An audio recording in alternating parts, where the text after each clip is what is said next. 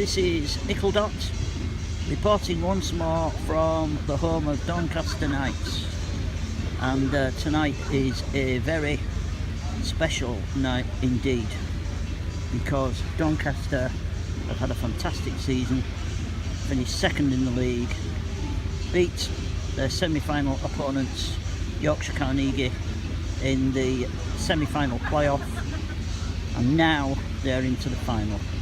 It's another two-legged affair, and it's against Bristol. This is the home leg tonight, and the away leg will be played in 7 days' time, obviously at Bristol. And Nickeldot, believe it or not, is hoping to be there, all that way down south in the southwest in Bristol. Now there's an exciting thing. But tonight there's a real buzz in the air. There are quite a number of Bristol fans who've made the long journey up here, far more than there were for the league game a few weeks ago, which, if you remember, in the league game Doncaster were most unfortunate to lose. It was something like 31-29, and Bristol's try was in the last, literally the last play of the game. So there's no reason why Doncaster can't do well tonight, and they'll have a feeling that if they can take anything like a reasonable score, even a modest defeat down to Bristol, then they've got a real chance of winning overall and going into the Aviva Premiership next season. So the stakes are high, and everybody around here seems to be very excited, a little bit nervous, but also quite confident that they can do the job. If you remember the last time I spoke to you, although I don't think I've uploaded the latest video yet, but the video that I'll probably upload next before this one was videoed, filmed at Wellingborough Rugby Club, and it was Yorkshire Women against East Midlands. And if you remember, well, you won't remember yet because I've not uploaded it, but I was saying at the time, how can the East Midlands be so far south? But that was the case, and Yorkshire Women were victorious. They scored over 60 points, and I know it sounds a bit silly to say it was still quite a competitive game, but East Midlands were very competitive right the way up to and including parts of the second half. But gradually the superiority of Yorkshire began to pay, the home side began to flag, and the points piled up. So well done to Yorkshire Women. And as I say in my blog, if they were as victorious last year and preceding years, that would have still been the end of their season. But this year there's a regional knockout competition. So on Sunday they are playing at home at Barnsley Rugby Union Club, and if they win, then they get to go through to a final which is played at the Stoop, the home of Harlequins, on May the 29th. So it's all very exciting for them.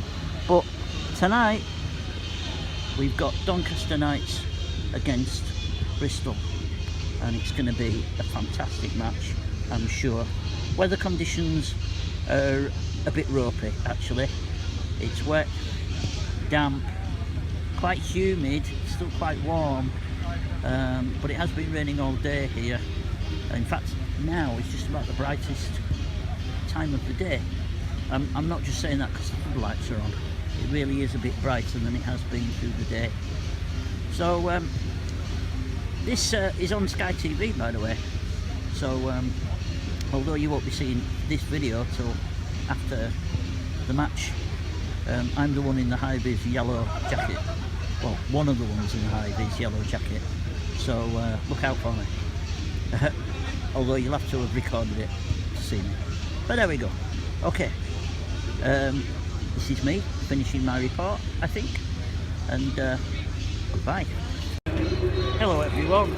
just thought I'd add a little postscript to the video that I shot earlier at the start of the game. If you recall, we're at the home of Doncaster Knights and they're playing Bristol in the Championship final decider first leg. Winner takes a season at least in the Aviva Premiership. Stakes are high. Anyway, the rain has stopped and the sky has lightened. The problem is now that very soon it's going to start getting dark. But for sizable proportions of the first half, it was really dark.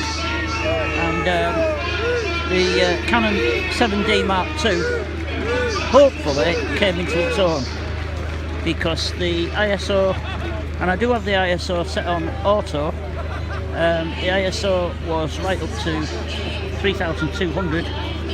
So if you're looking for a camera that is really good in poor light, then the Canon 7D Mark II is really good. Saying all that, and probably the pictures won't come out, but for those of you that are following the rugby rather than the photography, the current score 13-11. Both sides scored a try.